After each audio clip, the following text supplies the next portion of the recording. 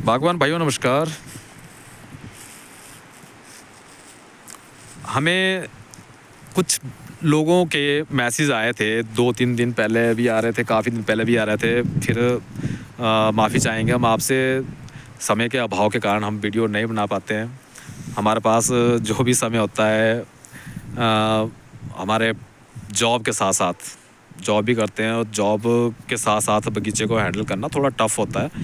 मगर जब भी हमारे पास टाइम होता है, बीच में लगता है हमें कि आज हमारे पास कोई ऐसा फिजिकल वर्क नहीं है, तो हम उस दिन कोशिश करते हैं कि आज आप लोगों को कुछ दिखाएं भी, और साथ साथ में जो भी हमारे पास एक्सपीरियंसेस हैं शेयर करने की हम कोशिश करते हैं। तो हमें मैसेज ये आए थे कि जो पौधे से पौधे की जो दूरी है और रो टू रो जो दूरी है वो कितनी होनी चाहिए प्रति प्लांट। तो दोस्तों, यहाँ पर सिंपल सा हमारा जो एक्सपीरियंस है वो एक्सपीरियंस ये है कि आप को मैं साथ में ये पौधे भी दिखाऊंगा। यहाँ पर आप ऑब्ज़र्व कर सकते हैं कौन सा पौधे को आपने कैसे ट्रीट किया हुआ। यहाँ पर सबसे फर्स्ट जो आप जब भी पौधे लगाते हो, जब भी आप ऑर्चर्ड को लगाने की मन में आपने ठान ली है कि अब हमने बगीचा लगाना है, तो सबसे पहले आपको वहाँ का जो है फील्ड स्ट्रक्चर जो है मेंटेन करना चाहिए। प्रॉपर तरीके से फील्ड मेंटेन करनी चाहिए, क्योंकि आप जब घर की नींव बनाते हो तो आई थिंक वो एक ही बार में बनती है लाइफ में। दोबारा तो फिर घर को उखाड़ के दोबारा बनाने की वो तो कोई सेंस नहीं बनती। तो वैसा ही यहाँ पे भी है, आपके जो बगीचे का जो बेस है वो एक ही बार बनेगा, दोबारा नहीं बनेगा नहीं। तो जो पौधे से पौधे की जो दूरी होती है वो आपकी जो ट्रेनिंग सिस्टम है, आपकी मेहनत पे, आपकी सोच पर, और आपकी जो वहाँ की सनलाइट का जो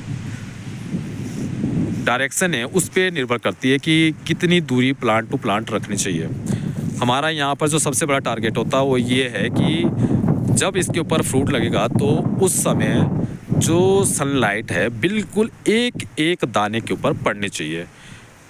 कोई भी पोर्शन ऐसा पौधे का नहीं होना चाहिए जहाँ पर धूप रुक रही हो। तो सिग्नल बिल्कुल साफ़ है कि कोई भी ब्रांच जो है किसी दूसरी ब्रांच को क्रॉस ना करे। अब रही पौधे से पौधे की डिस्टेंस की बात, तो आपके सामने यहाँ पे पौधे हैं। इन पौधों के बीच में जो डिस्टेंस है वो 2.5 फीट का डिस्टेंस है, और 2.5 फीट के डिस्टेंस में आप खुद ऑब्जर्व कर सकते हैं कि हमने इसकी कैनोपी को कैसे यहाँ पे मेंटेन करके रखा है। कोई भी ब्रांच किसी भी ब्रांच को यहाँ पर क्रॉस नहीं करेगी।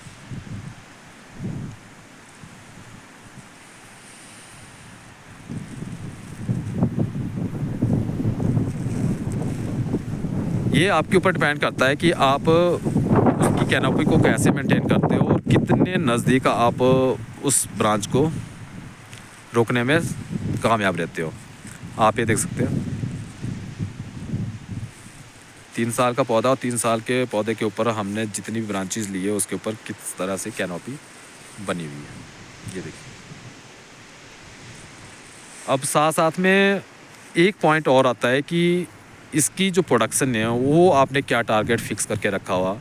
मेरे पास 100 प्लांट्स अगर मैंने लगाया तो 100 प्लांट से आने वाले समय में आपने क्या सोचकर 100 प्लांट्स लगाए कि उससे जो आउटपुट होगी वो कितनी निकलनी चाहिए। क्या आपने एक पौधे से 10 किलो आउटपुट लेनी है, 15 किलो आउटपुट लेनी है, 20 लेनी है, 30 लेनी है, 40 लेनी है, वो आपके ऊपर डिपेंड करता है। जितना पौधे की कैनोपी आप नज़दीक बनाएंगे उतना ही प्रोडक्शन